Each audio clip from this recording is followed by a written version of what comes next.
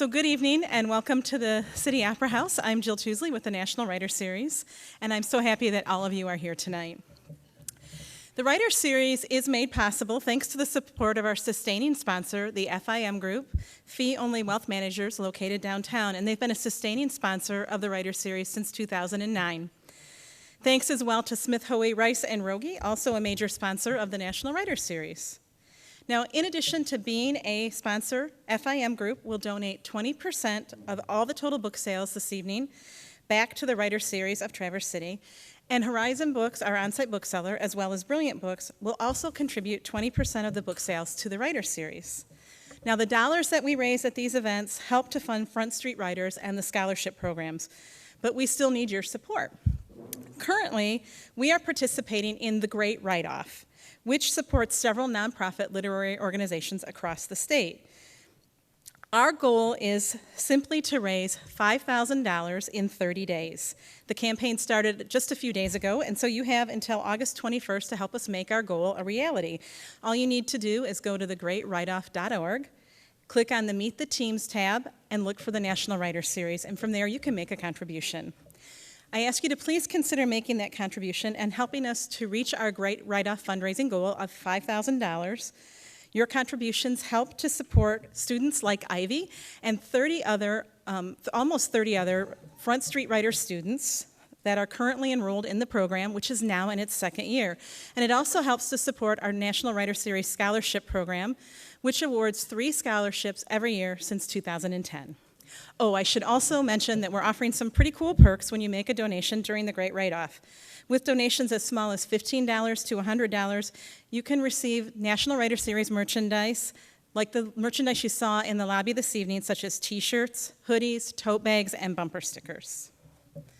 Now, tonight's event with Michael Paterniti kicks off the first ever National Writer Series Storyfest.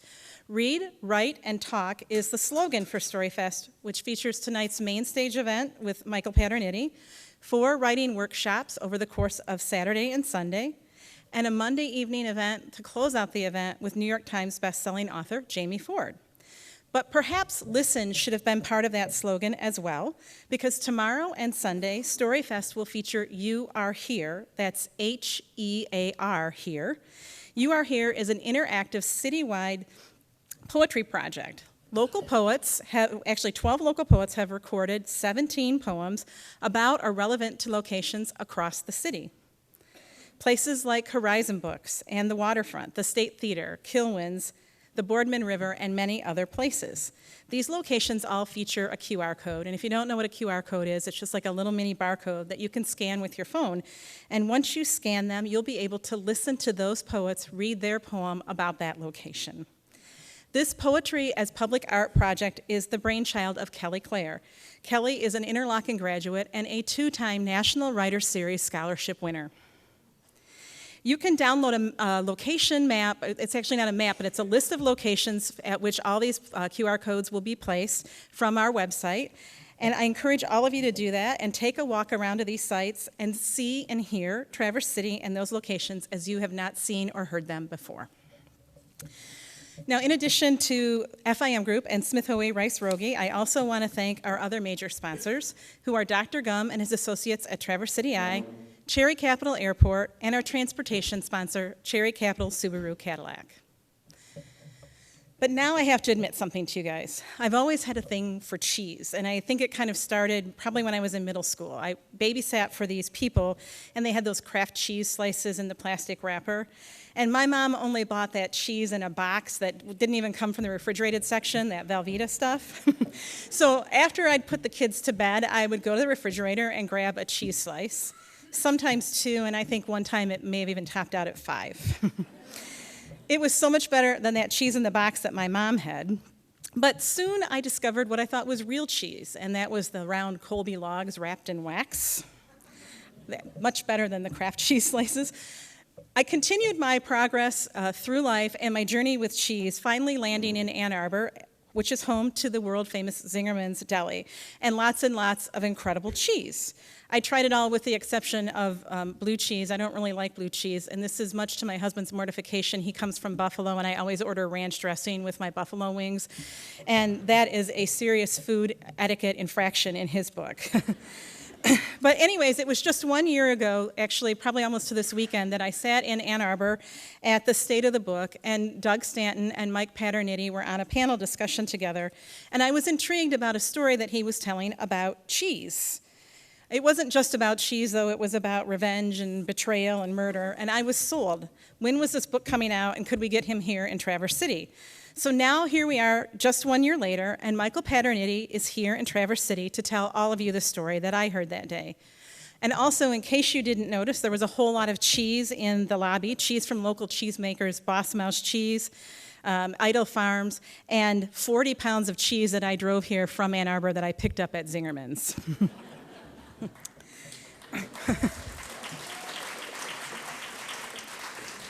Now, Doug Stanton, Traverse City native, National Writer Series co-founder, and New York Times best-selling author of In Harm's Way and Horse Soldiers, is the special guest host for this evening's conversation with Michael Paterniti.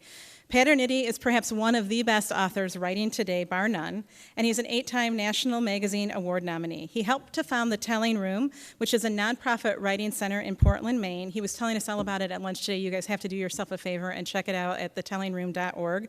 And no kidding, he also drove Einstein's brain across country in a Tupperware container, and I'm sure they'll tell you a little bit about that tonight. So ladies and gentlemen, you are very fortunate to be here this evening. I'm quite certain that this is going to be one of the best National Writer Series events yet. So please join me in welcoming Doug Stanton and Michael Paterniti.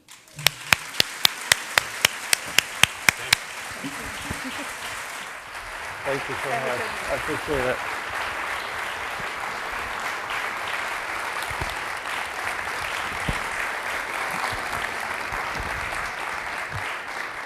They're glad that you're here, Mike. I am very glad to be here. And so am I. Thanks for coming. Thank you for having me. And helping us launch this weekend of Talk About Writing and Literature. Oh, we have a bit of business to do here in this green felt top hat. You are going to reach in and pick someone, and that person can jump up from their seat and go to the lobby and claim their Boss Mouse cheese. Is that right? Yes. All right, so there you go. I'm going to go deep.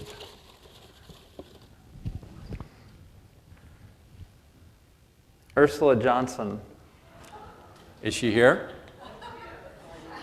I hope she just did. Where are you, Ursula? All right. And thank you to Boss Mouse for that as well, and Rose with Idle Cheese, and the Zingerman's transport up here. I don't know where to begin.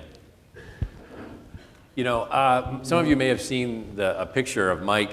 It was in the slideshow. He was holding a fishing rod, and we were salmon fishing on the Betsy River in 1999.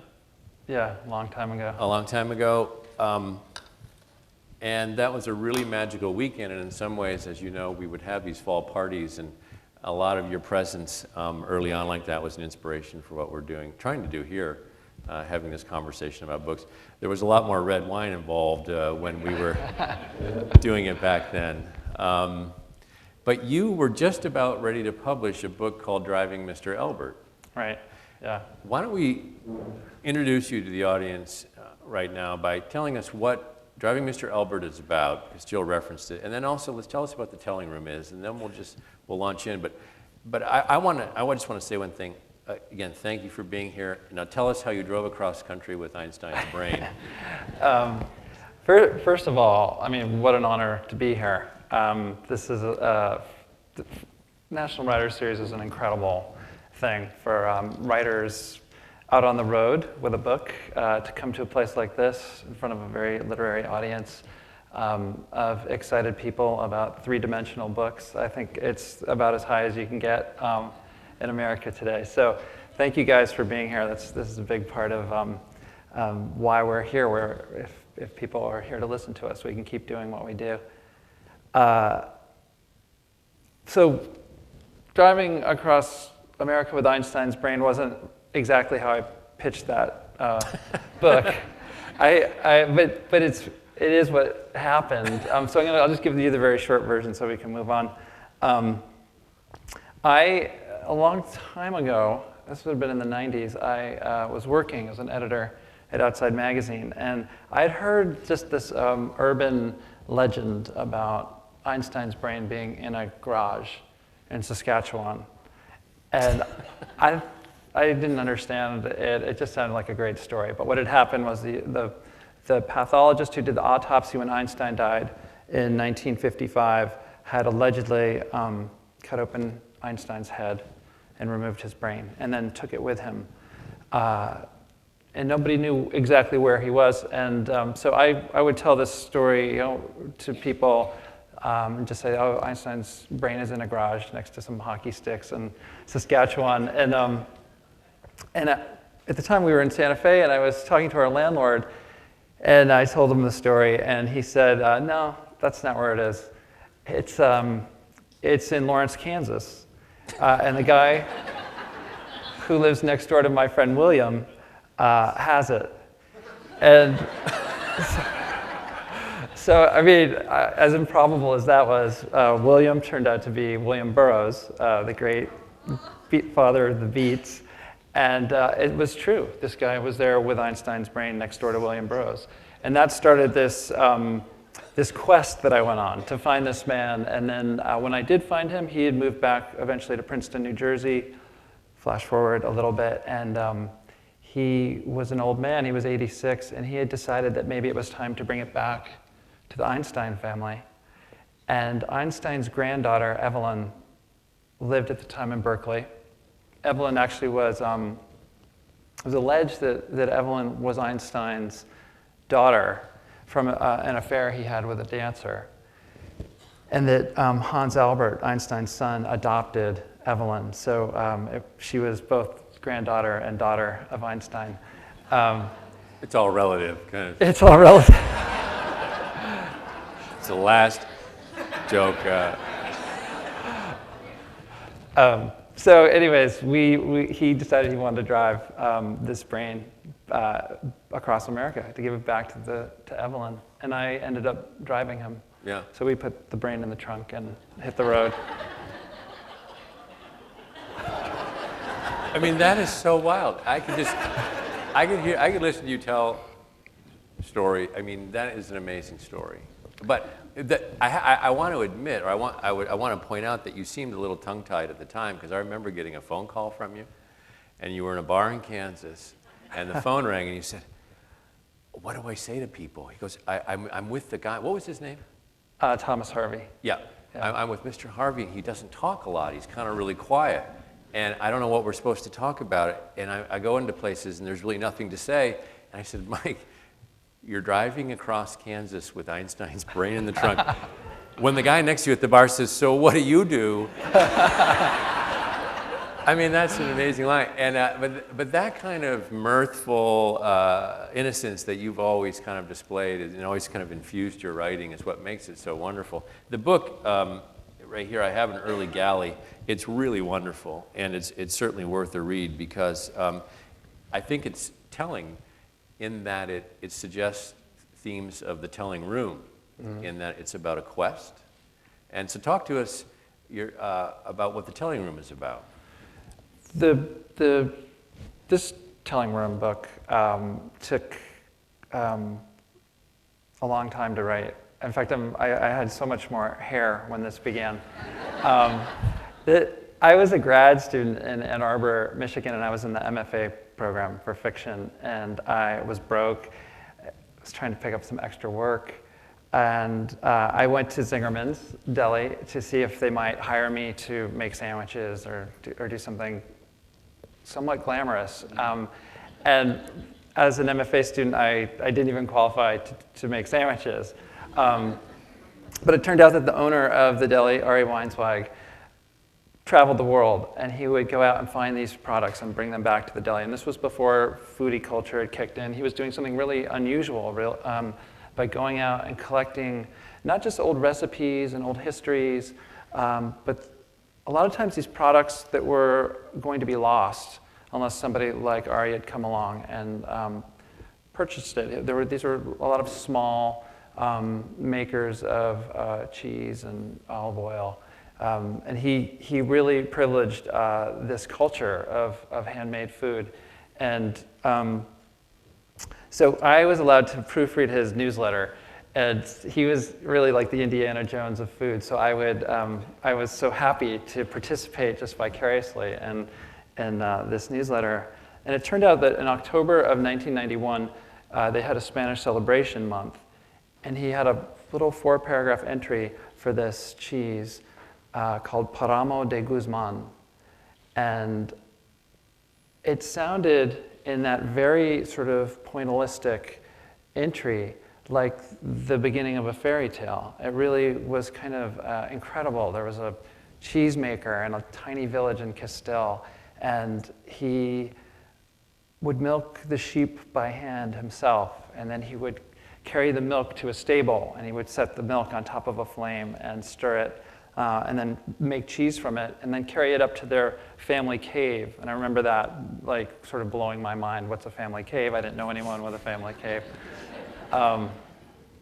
So he then sort of shared this cheese eventually with the world, and we'll talk a little bit about the legend of this cheese. But Ari found this cheese, and in the entry he called it rich, dense, and intense, and it was the most expensive cheese Zingerman's had ever sold. So he wrote he was afraid to put it out on the counter because he thought people were going to try to steal it. And I just thought that was sort of funny. And I when the newsletter was finished, I ripped it out, I stuck it in my wallet, and then carried on with my life. This is 1991. This is 91. And then flash forward 9 years, in the year 2000, I was a magazine writer. By that time, we had met at Outside Magazine. And I was sort of freelance, but I was working a little bit more for Esquire. And Esquire sent me to Spain to profile the chef Ferran Adrià, who, if you haven't heard of him, he was at that time sort of reinventing cuisine as we know it. He would make these foams, and he would serve foam on a plate, and it would be green foam, and you would take a spoon of it, and it would taste like asparagus. He had no interest. He was the opposite of Ari. He had no real interest in history, though he knew all of the history. He wanted to destroy that history. And he is still fascinating, an amazing sort of Salvador Dali meets Willy Wonka character. And he's a real madman. And there's one off day, and it was a Sunday. I had the entry still in my wallet. I actually had carried it in my wallet. And my friend Carlos was along because I don't speak Spanish. I didn't speak Spanish at the time, and what Spanish I know now just gets me into trouble constantly. But we went up to this little village of Guzman, and Where is it exactly in Spain? It's north central. So if you come up the national highway from Madrid, you go about 2 hours, and then you cut to the west. And out on the Meseta, on the high plain that's about half a mile above sea level, there are these little villages. It's a lot like South Dakota, where the landscape is very empty. And then you come upon one of these little villages, and Guzman happens to have a population of 80, and the average age there is about 80. So it's one of these, sort of genuinely dying villages. Mm-hmm. So anyways, we did go. We met this Ambrosio, the cheesemaker. He was in one of these telling rooms, which was part of a cave complex on the north side of town. And into this hill had been built probably 30 caves during Roman times. And into these caves, they would bring their cheeses before refrigeration. They would bring in their homemade wines. They would bring in the harvest. And over time, they built these little rooms above the caves that were deeper in the earth, and they called them telling rooms. And they were really, at first, counting rooms. The person who sat in the room would count what went into the cave in order to report it to the... So the village is down here. You walk up a slope, Yeah. and there are these holes kind of dug into the that you can walk into? Yeah. Do they have doors? They have doors. They're like little hobbit holes. You know, it's really cool. It was really magical. And there's some old, nobody was moving in this place. It was 100 degrees. It was August, and no one was moving. And we went up on that hill. We had no idea where to find Ambrosio. He just said we would find him because Carlos had called ahead. We'd been able to get his number. And we bumped into a group of people drinking from a paron, which is like a decanter with a spout on it, and you pour the wine in, and then you tip it up, and it arcs up into your mouth.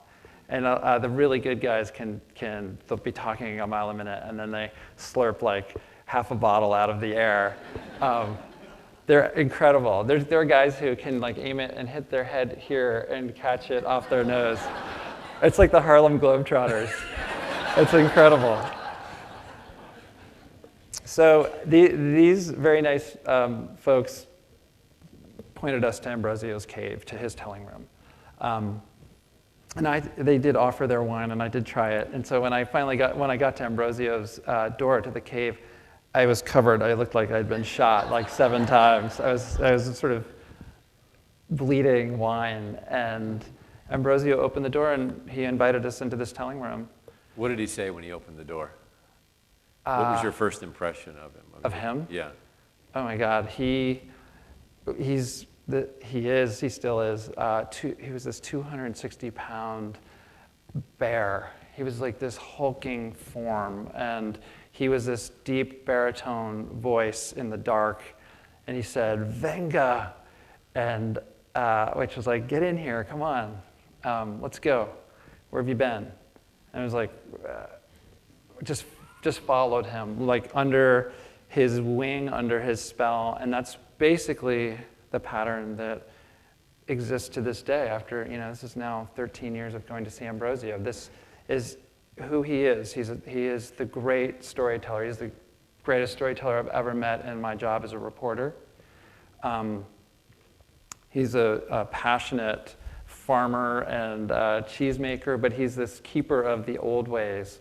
He believes in this code that the old Castilian used to sort of believe in, which is honor and faith and purity. And so into this cheese, he poured all of these things, including his love, and he began to talk about this that first time.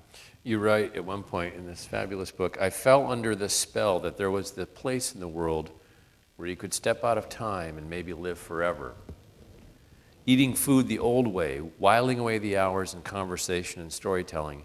I was looking for that even though I knew it was unsustainable. But then maybe I went looking for people a little like me, those who became lost and then found again in the most unexpected ways."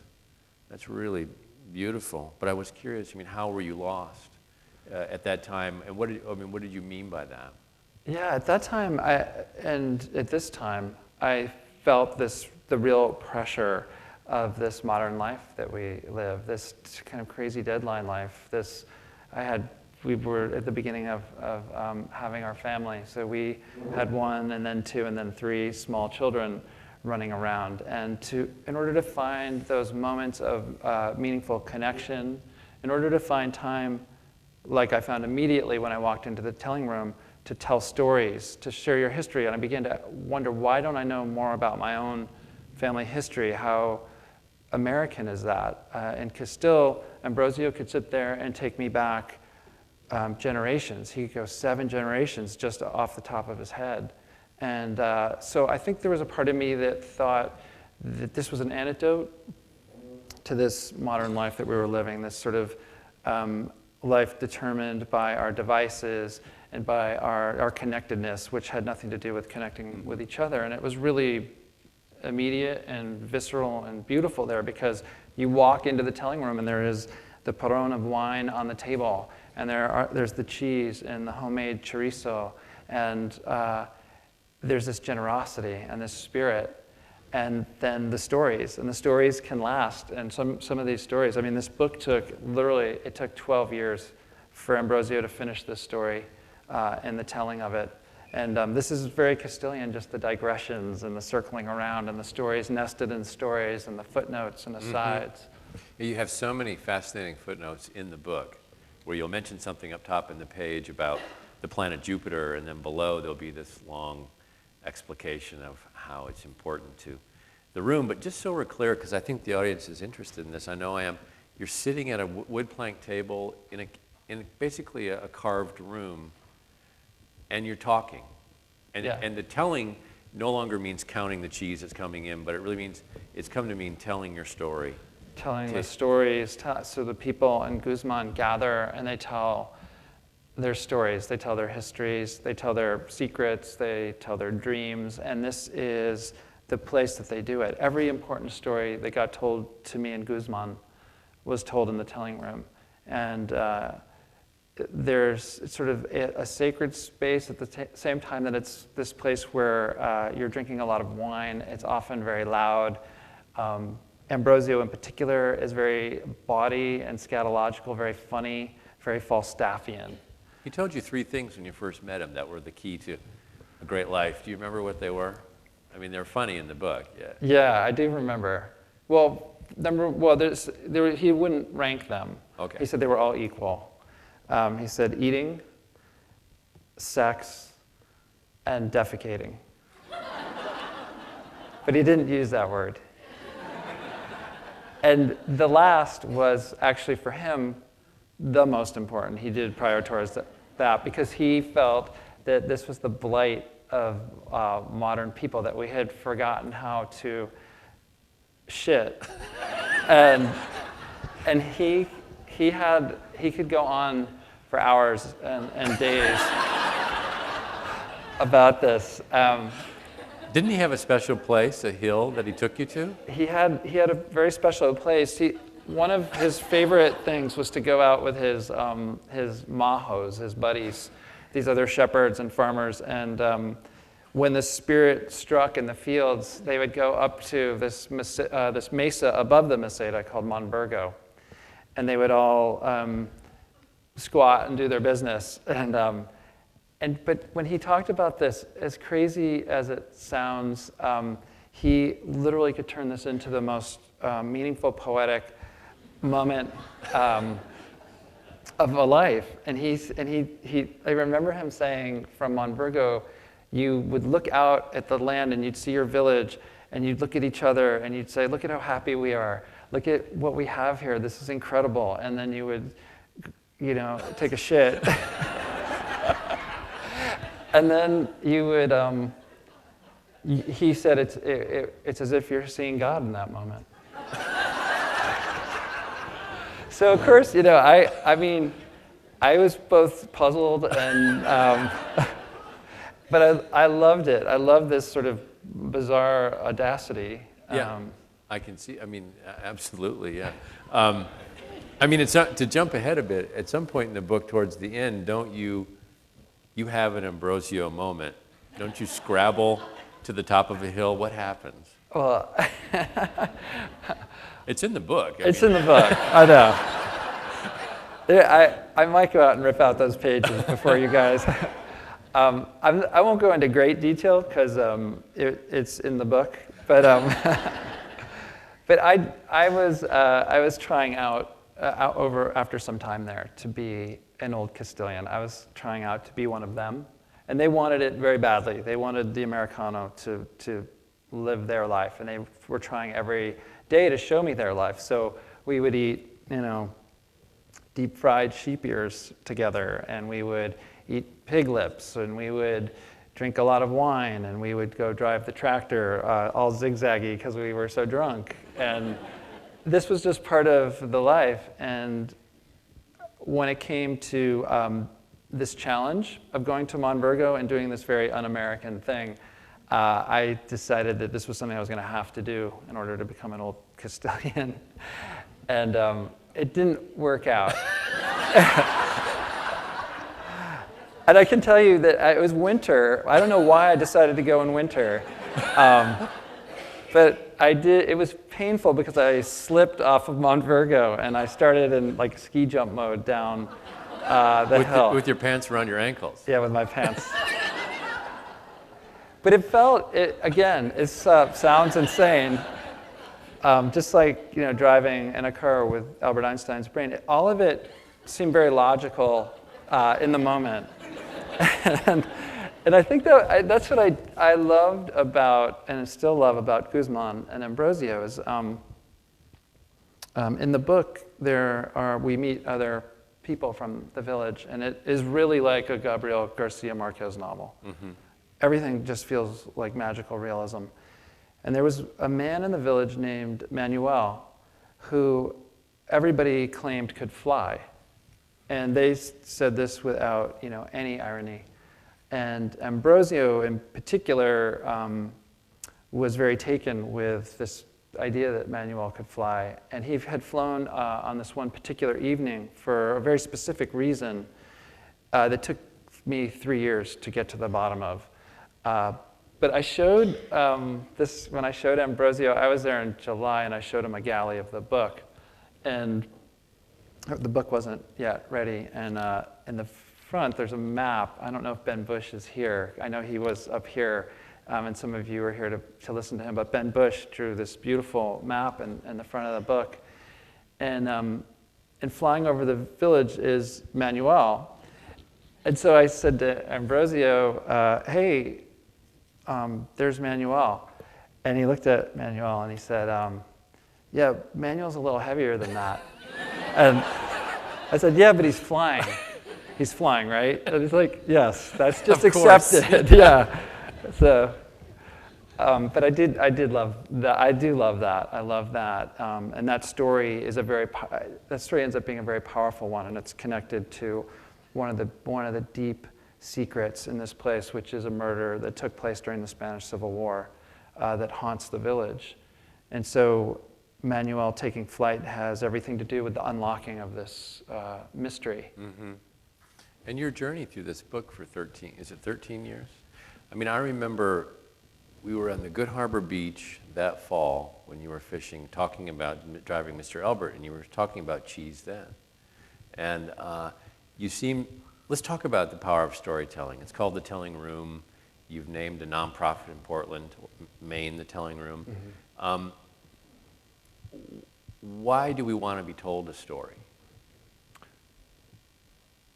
I mean, I feel like it is the most sort of primal thing. And that's maybe what I felt instantly in his presence too, was I felt like a child.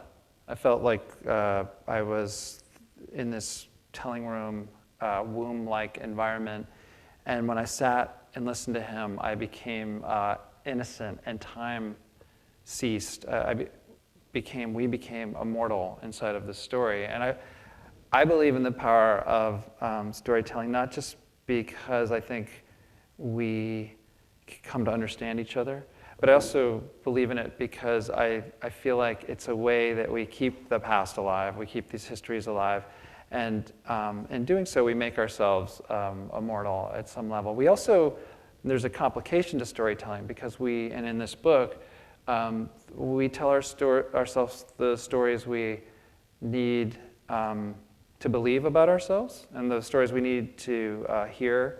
And we listen for the stories that tell us something about us and our lives that we don't yet know or feel we need to know. And that can get very tricky when we're trying to preserve our own narrative. Mm-hmm. And so one of the things that emerges in this book is that there is a great legend surrounding this cheese. And the legend of the cheese is really beautiful, and to me was very important. It was the most meaningful thing for me to hang on to, even though eventually that legend began to erode when confronted by the truth. Mm-hmm. So I waited many years to actually get to the truth. So in some ways, I think I wanted to preserve that story. And eventually, in the writing of the book, I had to ask myself why I was working so hard to preserve the story that he had told me. So to be clear, there's Ambrosio and his cheese and his world. And this cheese, by the way, becomes world famous. Fidel Castro likes it. The King of Spain eats it. The British royal family eats it. It's for sale at Zingerman's. I mean, this is enormously successful. Yeah, Frank Sinatra loved it. Really? And Julio Iglesias. Really? And Fidel Castro he tried to buy all of Ambrosio's cheese after he tasted it. Right. So it was like this, and this is a man in a stable stirring the milk. So that has the fairy tale aspects. Enter Paterniti into this narrative, and the book really, I think in the second half, becomes about your inability to really finish the story, which is really, says a lot of fascinating things about, I think, us as Americans. And your wife, Sarah Corbett, had an interesting insight, and I'd like you to explain that 1 + 1 = 1, or 1 + 1 = 2. And that somehow that was she said that to you and it unlocked the book in a way, did it? Or yeah, she said, well, so it was taking some amount of time, and I'm going to back up and just say that first day in the telling room, Ambrosio told this story about the cheese, but I'd come to eat the cheese, and he said that he didn't have this cheese anymore,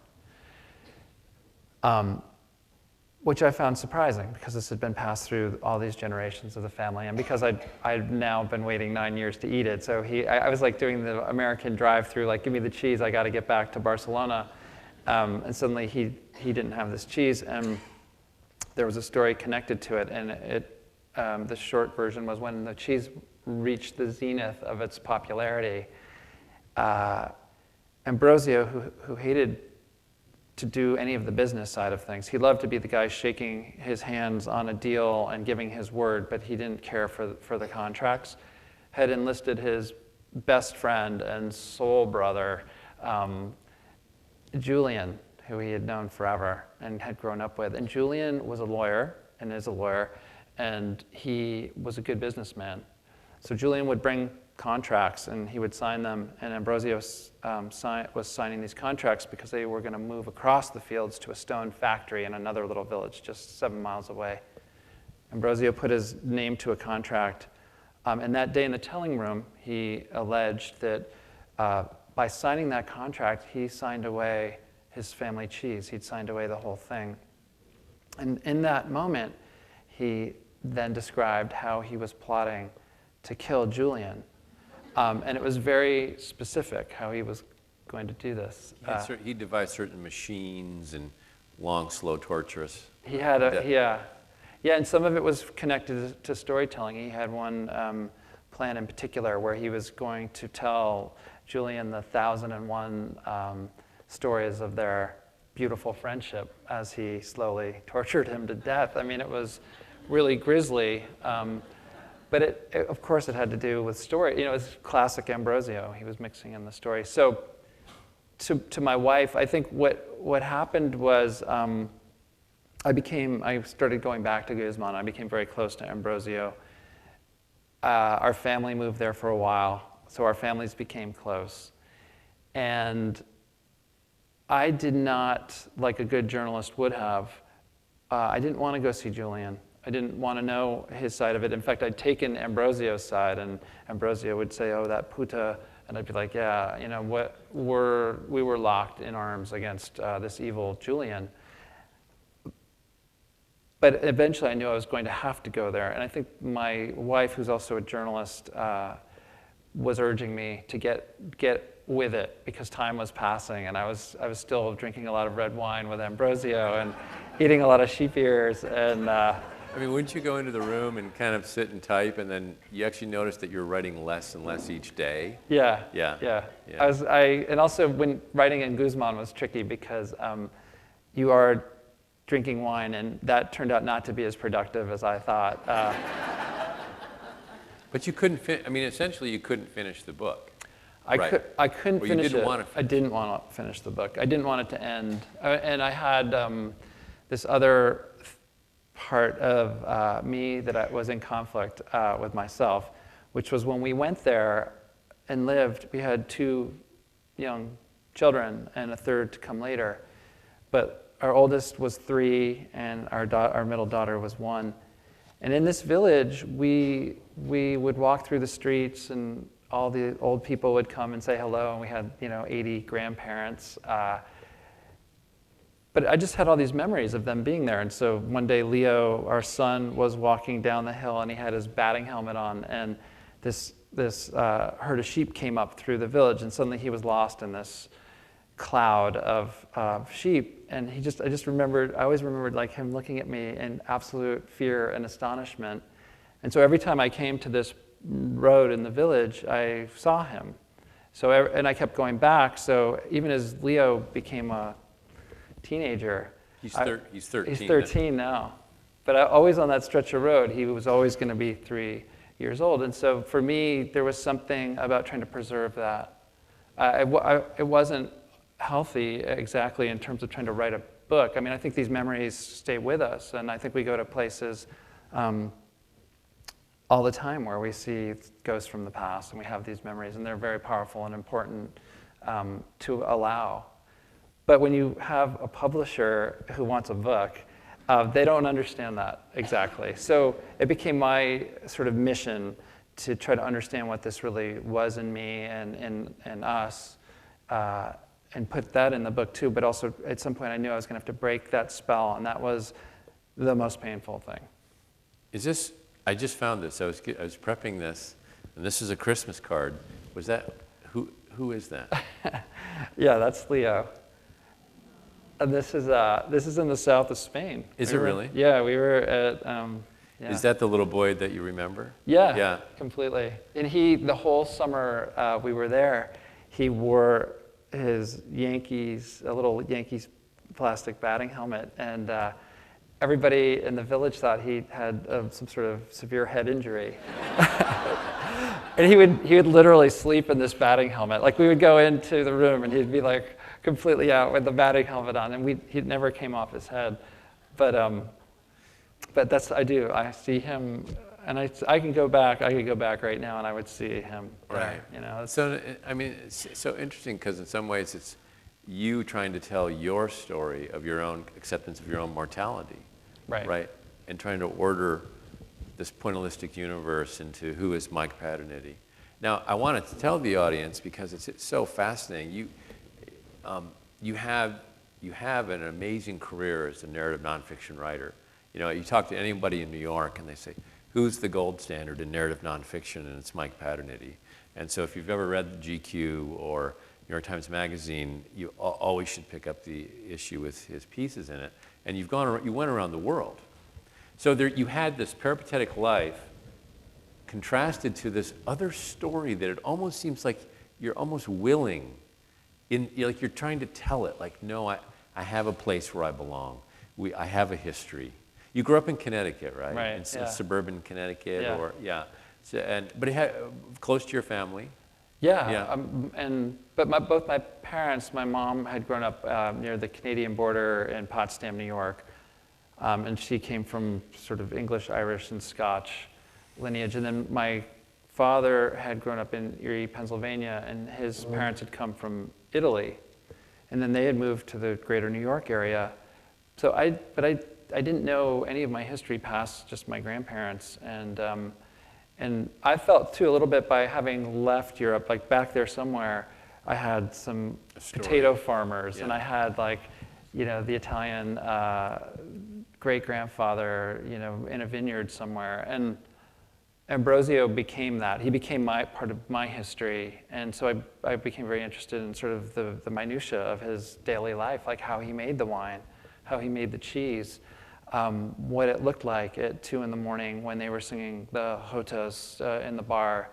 And one other thing I think about sometimes is when I think about that tension between the journalism that I was doing and then this place, was that if I'd gone as a journalist, I think after that first moment in the telling room, it was 8 hours of Ambrosio talking, and I remember we drove down the hill, Carlos and I felt like my head had exploded. It was just a lot to take in, but it felt so fantastical. And if I'd been on assignment and there had been a timer running, I would have been obligated to go the next day to Julian. And it's just one of those, he said this, what do you say? Then you go back, he said this, what do you say? And you would begin to try to balance the story or find some relative truth in it or your own truth in it. But I delayed that literally 6 or 7 years.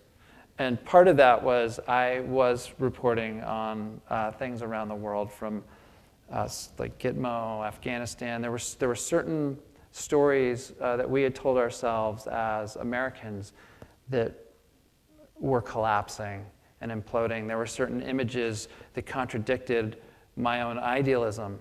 And I think that I was telling those very passionately and actively and avidly in that magazine work. And then when I went to Guzman, I didn't want to be that person. I wanted to live instead of observe. I wanted not to be feel the obligation of having to sort it out. I just wanted to be that child in the telling room being told how to take a shit, you know? Mm-hmm.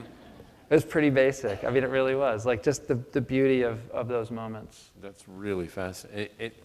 I think you're in search of the mythic, you know, a mythic in American life and a mythic in storytelling. I know that you and I met when you sent me on an assignment to Terra del Fuego to go fishing up in the wilds by horseback. And I remember you said to me, you know, go chase the mythic trout, go catch this fish that exists in the stream that no one's ever fished.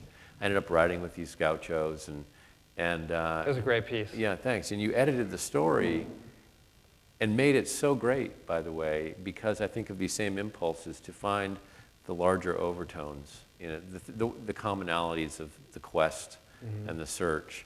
I just wanted to read for the audience and urge you to check out some of your writing. I mean, here's some log lines. The 15-year layover, the story that inspired Spielberg's The Terminal. XXXXL, you published it in 2005, Life Lessons from the World's Tallest Man. I Do, 2007, One Man, 9 Marriages, Confessions of a Serial Husband. Never Forget, 2009, A Journey Back into the Black Heart of Cambodia's Khmer Rouge regime. And this writing is so fantastic. Here's the first line from I Do. I'm going to read the whole title. I do. Oh, it's 9 times. I get it. Okay. Love is like oxygen. Mr. John Saussure, husband to 9 wives and lover of all ladies, was sitting beneath a bevy of braziers strung like prayer flags from the ceiling of his dark Florida bar. Wow. It was cold, even for February, and he poked the fire in front of him, sending a shiver of glowing embers aloft. That's the first line of that sentence. And it's just, here's really one of my favorite pieces that you've ever written. I know it's been anthologized widely. It's called XXXL. And I want you to talk about it here after I finish reading it. One day while loitering at my desk, I happened upon a newswire story about a giant. I mean, that's just so brilliant because it's like once upon a time. The story was of the variety that appears from time to time, offering a brief snapshot of the oldest, smallest, fattest person on earth, a genre in which I take a keen interest. I didn't know that about you. But there was something else about this one. The giant was reported to be 33 years old, residing in a small village with no plumbing in a very poor region of the Ukraine. He lived with his mother and sister, who happened to be tiny. How he'd gotten so huge wasn't entirely known because the giant wasn't interested in seeing doctors anymore. Something inside of him had been broken or left open like a faucet, pulsing out hormones as if his body presumed that it still belonged to that of a proliferating pubescent boy. Now he was over 8 feet tall and still growing. Is that true? Yeah. All of it? Yeah. Yeah. I mean, this is a bit like you finding the cheese and setting off. You know, you seem to be, what's really so kind of magical about this book is the effusiveness, the kind of the setting forth. It's a wonderful spirit, but this, you know, to do this in a short magazine piece is quite remarkable. It reads like a fairy tale. Tell us about meeting. I can hold this up, but you can't. I mean, he was really 8 feet tall. He was 8.5 feet tall at the time, and he was still growing. This was Leonid Stadnik, and he lived in this little hovel, and he got around by cart. He had a horse that would carry him by cart because he couldn't fit into many vehicles. And the thing that was incredible about him was that he was growing so quickly, still growing so quickly at the age of 33 when I saw him, that it was certain that he was going to die because his heart wasn't going to be able to manage that kind of growth much longer. So there was this, in visiting him, there was this very real presence of death that made him a philosopher and a mystic, and he had this kind of marvelous way of talking about the most ordinary things, like the pigs, or he had, at one point in his life, they put him in a big van, and this was the only trip he'd ever made. He went to Germany, so he went over the border, and he said in Germany there were many ornaments, and the houses were painted differently. And he would say stuff like sort of that, like Chauncey Gardner, but he also had this very real heartbreak. He had never loved a woman. He had tried to kill himself, and he was too big to do that. He had tried to hang himself in the barn, and the rafter broke. And he had resigned himself to this. And his little mother was like literally this tall, and she was incredible. And she just kept saying, I just hope we have clothes that fit him when it's time, to bury him. Mm-hmm. And this was part of the conversation in the house. I just thought that this did feel like, it was a fairy tale, because in the end, too, there was this unbelievable sort of redemptive power that came from his conversation with that landscape. So we had this moment that I thought was like one of the most beautiful moments I've had on assignment, where he asked me to come pick apples with him in the family garden. And I got on this little metal ladder, and he just stood in the trees reaching up and grabbing, and he just started to sing, and it was late fall, and the light was just beautiful, and he just seemed happy, and yet here he was moving very quickly toward the end. So, and I think there's something in that dynamic that became very interesting. And also, I have to say, like, a lot of times I'm looking for stories that are and characters that are metaphoric, that can hold the weight of an idea or a philosophy. And with Leonid, it was, again, it connected to some of these ideas about family, and how when you have a family and you're growing and proliferating, it's like a faucet has been turned on. You can't control it after a point. And this had happened inside of one body, this giant. But in my own life, I was feeling this sort of chaos, and I was able to use him, and it works out in the end that he becomes integral to this epiphany that I have by making this pilgrimage, really. But I also think, like, all travel, whether you're writing about it or not, when we go on vacation, we're going to go have like that awesome ice cream cone at that place, or we're going to go find the perfect clam roll, or we're going to see Mount Rushmore because we've always wanted to see it. There's always some way that we construct our journey around an idea or a goal or a vision, and it's always different. It's always how you get there, of course, but along the way, that's when we realize these things about ourselves. It's not when we finally get to Rushmore and stand there and say, oh my God, it's so much smaller than I thought, or it's whatever happened in the car the day before, right. When you stopped at the motel and you met someone in the parking lot. What finally allowed you to finish the telling room? And if you could do, what did Sarah say to you? One plus one? Well, so Sarah said at one point, the reason you can't finish this book is that you're a 1 + 1 = 1er, and Ambrosio is a 1 + 1 = 1er, and I didn't understand at all what she was saying. And she had dated out of college a guy, and they had been in Spain, and they went to the Prado, and they came out afterwards, and it was very hot, and they were on the lawn, and Sarah had said, after seeing some paintings, that she thought that this painter was a 1 + 1 = 1er. It just had popped into her head that it was not not logical, some of what she had seen, but it made perfect sense. There was a sort of infinite quality to it, or whatever she was saying at the age of 21. It wasn't quite like that.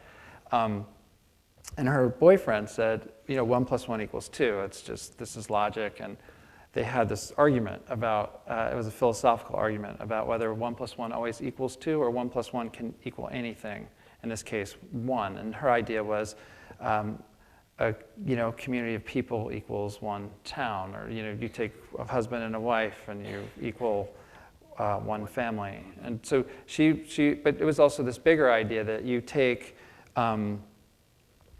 you are unwilling to settle for the logical finite answer. And you're more willing to settle for the illogical calculation, because that allows you ultimate freedom. And it was more philosophical, but what she was really saying is, the problem is I was too much like Ambrosio, that I saw sort of infinity and this sort of infinite possibility in this story, and I was unwilling to make it equal 2. At one point you said, this story is so much bigger than a piece of cheese. And she said, no, it's exactly the size of the piece of cheese. She said a lot of very wise things. Yeah. So I eventually listened, but it took a while. You did. But it's the journey, though, that I think that you took the family on, that she's probably so grateful for. I want to point out that her name is Sarah Corbett. And many of you may know her as a co-author with Amanda Linhout of A House in the Sky, which came out just a couple weeks ago, and it's about Amanda's kidnapping ordeal in Somalia. And she was on Morning Joe this morning, actually, right? Amanda was. Yeah. Talking about it. So it's a gorgeous book. It really, it's one of the most inspiring books. I don't know exactly how they did it, but it's one of the most incredible stories. Would you mind reading a section from the telling room, and then we'll have some questions from the audience? Sure, yeah. So there was, just to set this up, there was, Ambrosio had lost his cheese and had it stolen, and he had only, it had been packaged in this very idiosyncratic white tin, and it was packaged in olive oil, which was another idiosyncrasy of the cheese. And it was this manchego-like cheese that there was none left of, except I came to find out that he actually had one more tin in the cave that he was never going to open. It was like this religious So he lost this entire enterprise. Yeah. It was taken away from him. He's totally broke. He's got $3 million in debts. He's got creditors. He's crushed. Yeah. While across town, there's a brand new kind of the soulless reiteration of his company has been taken over by this corporation. Is that right? Yes, and according to Ambrosio, they would buy their milk on the market. They wouldn't have the sheep graze on the barcos near the village. And so that this cheese had been bastardized, according to him. This was he called it the dead cheese or the soulless cheese. And what they were doing was industrializing this cheese, which was everything he stood against.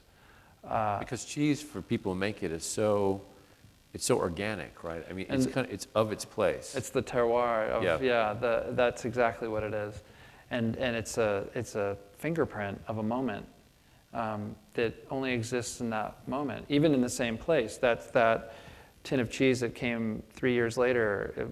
It was different than the one that came 3 years earlier. But what he had was this one tin that he was going to save forever. And before our family left in 2003, Ambrosio had told me this legend of the cheese, and at that point I was dutifully writing it down. And I think he decided to give me the ending of my book. And the ending of my book, according to Ambrosio, was going to be this moment. And of course, in the book, there's another third of the book to go. There's a lot more, and I get implicated in their relationship between Julie and Ambrosio and I find ourselves at some interesting conflict points. But in this moment, we went to the telling room. He invited us up. It was September before we were to leave, and he invited us up for a merienda, which was this sort of late afternoon snack we were going to have. And he had his friends there. He had his shepherd friends and his farmer friends, and they were very drunk, and they were having a great time, and they were very loud. And we came up, and we had the two young kids, and they had a plate sitting there for me to have the deep-fried sheep ears, which are incredibly hard to eat. They're really disgusting. They're very chewy, and they put 3 on, and I, being the old Castilian that I was hoping to be, I sort of ate them heartily, like, this is fantastic, give me more. But I didn't say give me more. But the minute they were gone, they ladled 4 more onto the plate, and I was like, I'm gonna throw up now. And I saw Sarah just across the telling room, and she had our daughter May, who was in diapers, and I said, I think she has a dirty diaper, and I'll change it. And Sarah turned to me and said, she doesn't have a dirty diaper. I was like, no, she definitely has a dirty diaper, and I'm taking her out of here right now to change it. And so I took May outside and started, doing deep breathing and tried to get control of my intestines. And then I came back in, and I came in the door, and Ambrosio had his back to the door, and he was standing there, and Sarah was next to him and said, hey, come here, you got to come here and check this out. And I walked over, and Ambrosio was standing over a little flame, and he had a white tin of cheese, and in my absence, he'd gone down into the cave to take back this last tin and bring it up to the telling room. And so the olive oil was bubbling, and the cheese was sort of sweating, and he stood over it, and in Ambrosio's world, you commune with your food, and the cheese is actually a talking character in this book, not because I decided to make it one, but it's just because it is. It's just how it works there. And Ambrosio took a lot of advice from the cheese, and so he was having this moment with the cheese, and then he cut 2 pieces, and he handed them to Sarah and myself. So I'll just read that. Okay, great.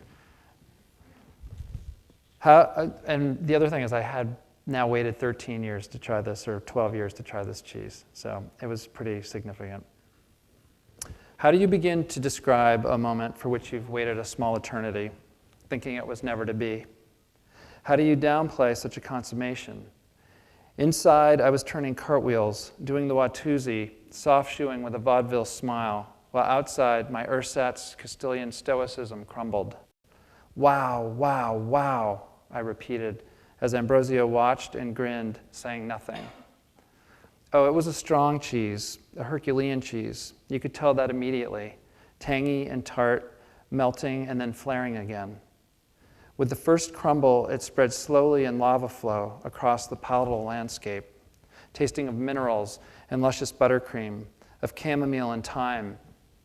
It tasted of dirt and flour and dirt, manure and nectar, and perhaps of love and hate too. A gustatory alert went up, and my whole mouth was watering and alive, awakened from Van Winkle's slumber and emergency ready. This was a cheese that, like its master, sharply caught you unawares, lovingly provoked you while assuming your submission, and then its richness overwhelmed all previous thoughts, tastes, memories. I now understood, if vaguely, how the cheese must have created a conduit to the past, for its concentration was a force, an energy, a momentum, a psychic drill bit boring a wormhole in this Castilian space-time continuum. I had no past with this cheese.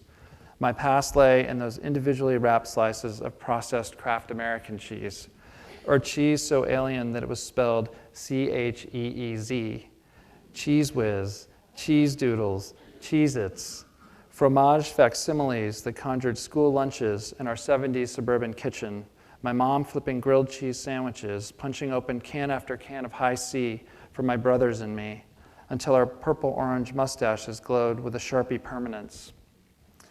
Eating Paramo de Guzman now, I realized that this was the memory, that as I was having the memory, as I was making the memory, that this cheese could compress time. And yet it was just cheese, right? So what was it that I tasted now? Ambrosio leaned over and dropped the plate on the table among the chattering men, who reached out greedily and grabbed what there was to grab. Had anyone asked, he might have just said, "Oh, that's just some old cheese we had lying about." But no one bothered. They gobbled the slices, carrying on as they did, not once remarking on what they ate. Perhaps Ambrosio wouldn't have had it any other way. It seemed like an age-old Castilian transaction, homemade food delivered to guests, like the sharing of family wine. But with wine also came conversation about the wine, and debate about the wine, and expositions about the wine, histories and tall tales and smack talk. And here, with Ambrosio's cheese, there was none of that. What didn't occur to me at the time, what never crossed my mind, in fact, was that perhaps the event was significant only for us, that maybe we'd made the cheese mythic, or I had, sucking in everyone behind me. And Ambrosio, flattered as anyone might be by an interested visitor and gifted in the art of myth-making himself, had gone right along with me, pumping helium into my balloon while I ran around urging everyone to look at the beautiful balloon. Meanwhile, the men in the room took the cheese for what it was, cheese. Besides, why would they willingly revisit Ambrosio's bad luck with it? And yet, here were Sarah and I transfixed and under a late summer spell, now with a second piece of the original Paramo de Guzman in our mouths, tasting the specific land and animals from 10 years earlier, the chura sheep grazing in the barcos, the essence of a lost place unlocked for us by Ambrosio, the giant on his witness hill. What did the cheese taste like? I'd like to pretend that it tasted like love or history or God, if those things possess a real taste, that its molecules reshaped my own and created a flash of insight. But it tasted like really good cheese. Sublime cheese, though in this context it didn't matter what the cheese tasted like. The children cooed and squawked. We were bursting with gratitude. Ambrosio placed the last slices on the table, and one by one, the men with hairy fingers and raspy laughter picked them from the plate and popped them thoughtlessly into their mouths until the much heralded and ballyhooed Paramo de Guzman cheese was gone forever. Thank you.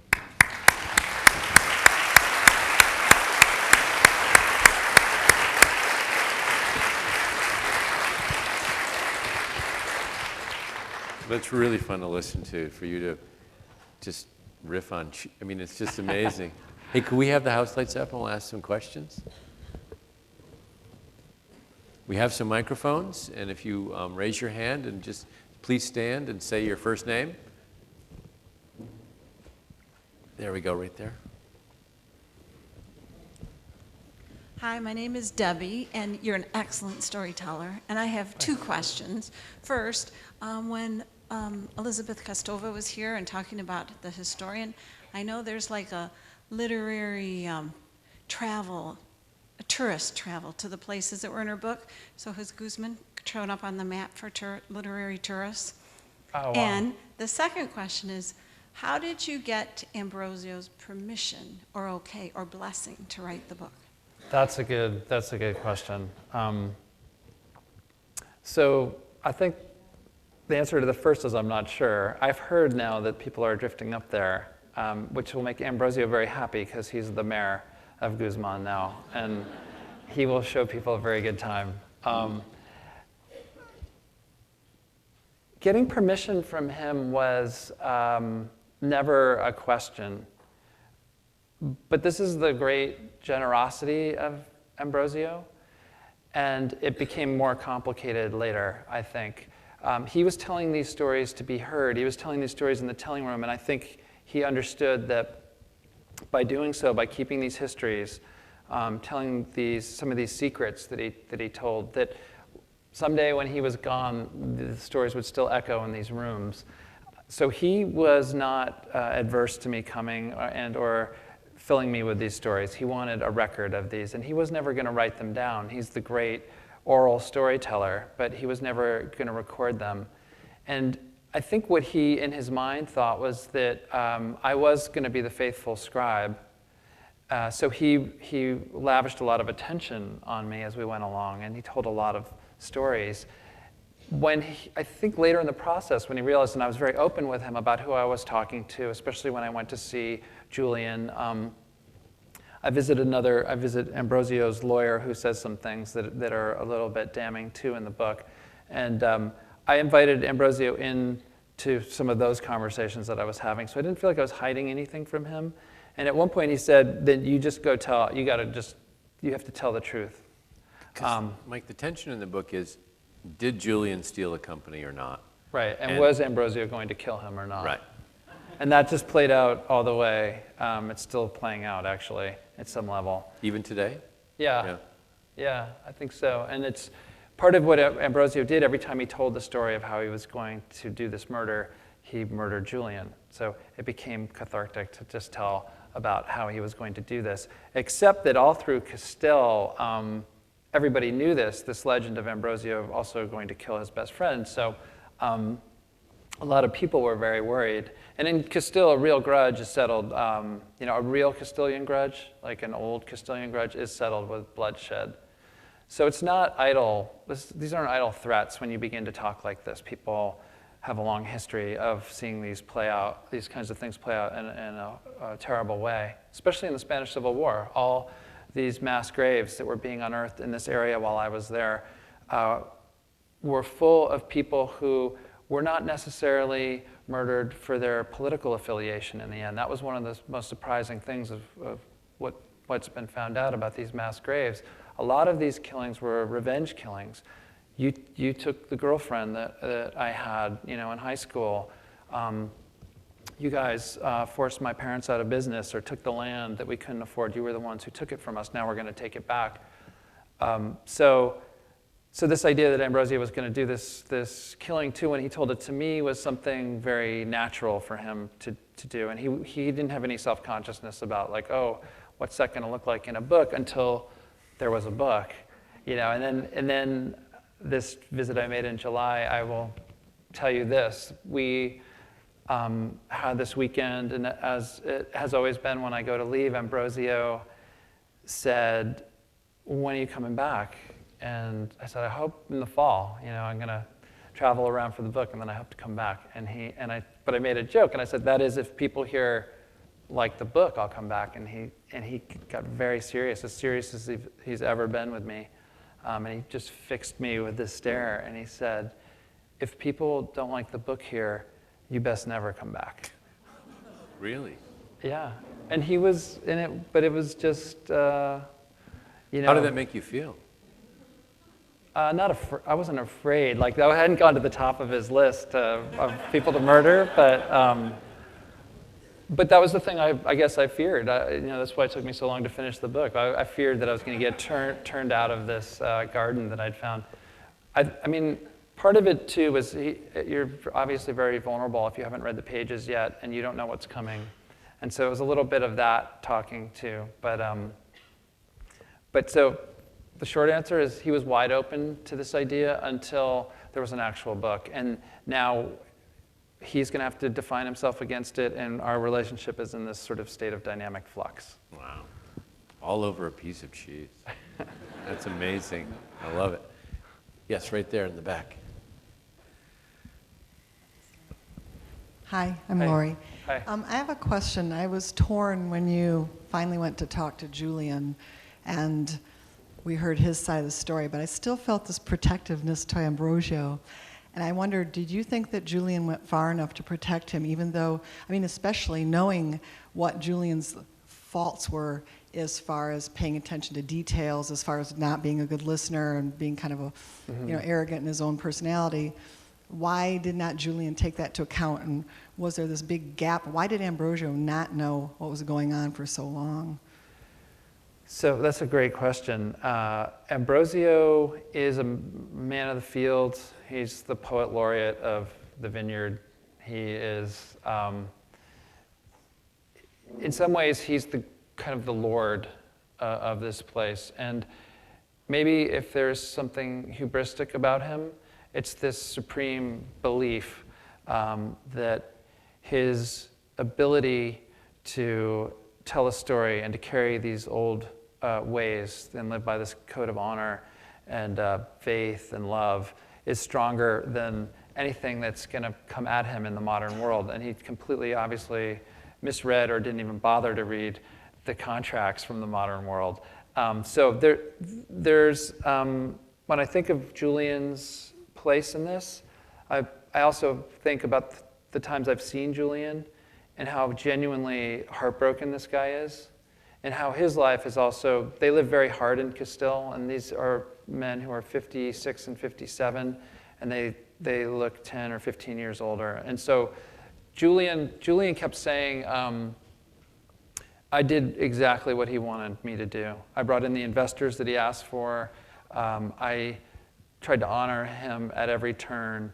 And then there, without getting too specific about some of the minutia, there was another player who he thought manipulated their relationship somehow. And I think Ambrosio, even the last time I was there, there's still this desire to find some solution in Ambrosio, except that in order to do that, he would have to reject this entire narrative that he built.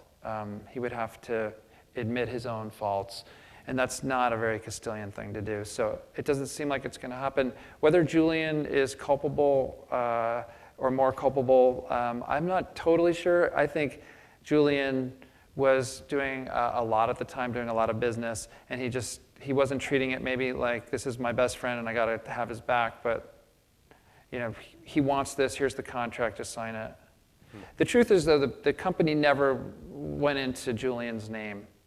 And Julian argued very, very vehemently that he did not actually make any money off of these transactions. He was doing this as a friend. So part of the moral high ground that he assumed in this conversation was that he wasn't looking to profit, and he was really looking to protect Ambrosio. And he said, we all love this cheese. This was like an incredible thing that Ambrosio had done, and he'd become sort of world famous because of it, and they were very proud of him. So it's complicated. Someone else up in the balcony, or where, Roger? Oh, right here. Hi, I'm Lisa, and to piggyback on the getting permission question, I have read that one can write a memoir or a nonfiction, and there can be significant consequences from, like Ambrosio, like lawsuits, for example. And I was having this conversation earlier with somebody out in the lobby. So I know you can make the characters fictitious, but then one can't be truthful about what they write. So how does one really write a story, without taking that risk, but also telling the truth and speaking the truth and living that truth? Mm-hmm. That was something I got very hung up on. And in the book, there's a moment where I accept that this is what I do. This is part of my job, is to tell these stories. They happen to be real stories. They happen to be documented. I have, this like transcripts from conversations with Ambrosio, 2 notebooks that are like oversized of all the years I've been going there.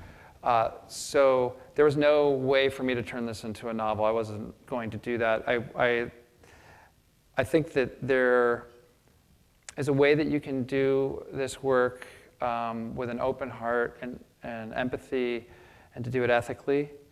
And these stories need to be told. If we didn't have nonfiction writers telling these real stories, we would be at a great loss for a lot of amazing literature. So I think that I came to this conclusion that in this book, where Ambrosio wanted to be the storyteller and had been the storyteller, that I was the storyteller. This was my telling room. I had made the telling room. I had built it myself, and it was my turn to tell the story. And I was going to tell it as close to, like, with my own truth, and I had to accept the fact that if it was going to hurt Ambrosio in the end, who's a dear friend, that was going to be the consequence, because that was my job in going there, that I also had a responsibility to tell it. And so to talk about the Spanish Civil War, which is a very touchy subject in Spain, became very important for me. Some of that became very important to tell.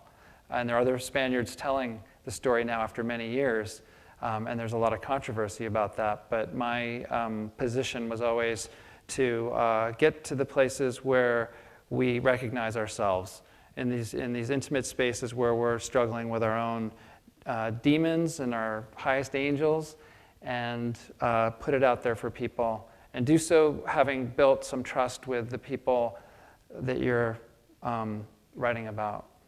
It's a very psychological journey, Mike. I mean, I just wonder, did you ever feel like you consulted a therapist as you worked out these problems?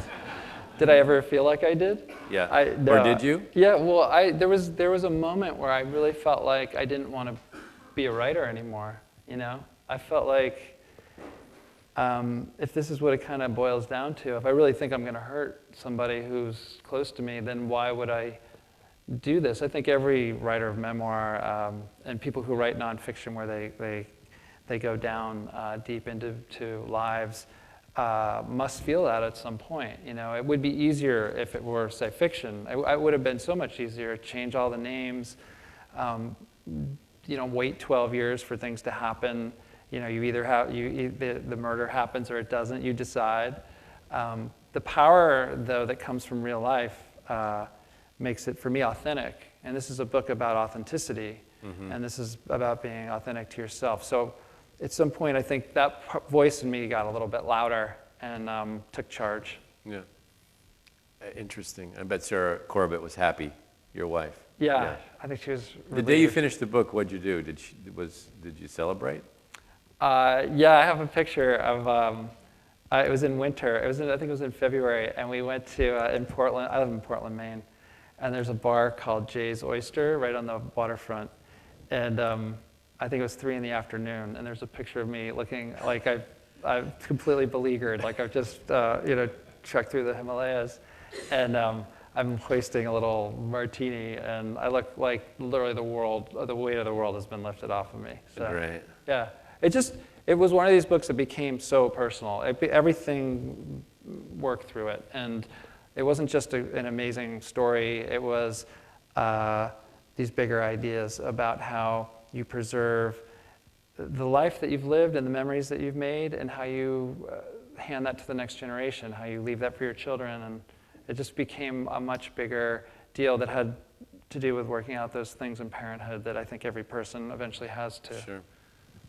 Let's take one more, or 2 more. We've got one over here, and then we'll do you in the middle. There you go. I'm Joelle, and I heard a couple mentions of the storytelling project that you started, also called the Telling Room. Can you talk about that a little bit? Yeah, really briefly, thank you for the question. We came home, my wife and I, in 2003, and we realized that Portland, Maine did not have a telling room. We wanted that because we saw the power of that. We also had a friend, Dave Eggers, who had started 826 just at that time, and I went on assignment and stopped in to see the first San Francisco 826 and thought it was great, and thought we could maybe particularize it and do something that was very much about Portland, because Portland, Maine is a refugee relocation center. We had a lot of Sudanese lost boys, Somali. We just had a very diverse population.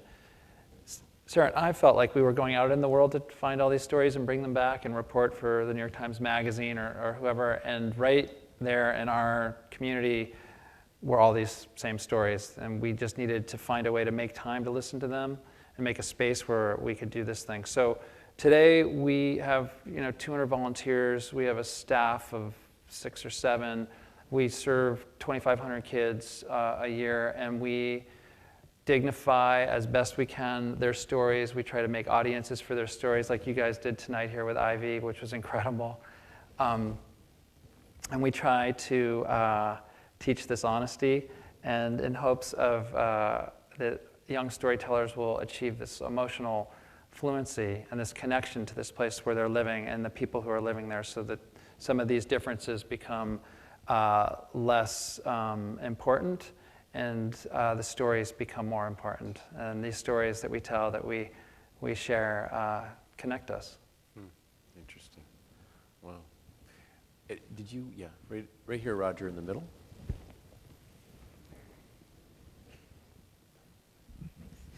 Thank you very much. My name is Anne. I've really enjoyed the book on many levels. I'm very curious, though, after Einstein's brain and this extraordinary cheese, what's the next story that's going to find you?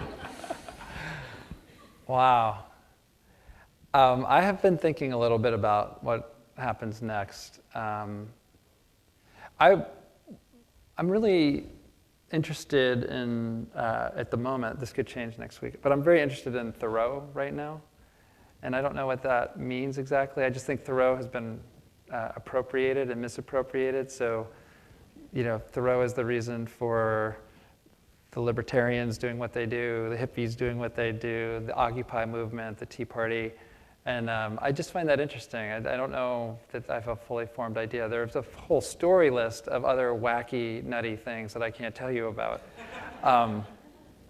But I have been thinking about and sort of meditating more about this idea that I've really found in Ambrosio and in that part of Spain, this connection to the land and what it gives, and then the philosophy that comes out of that, and whether that's alive anymore for us, or how alive is it really?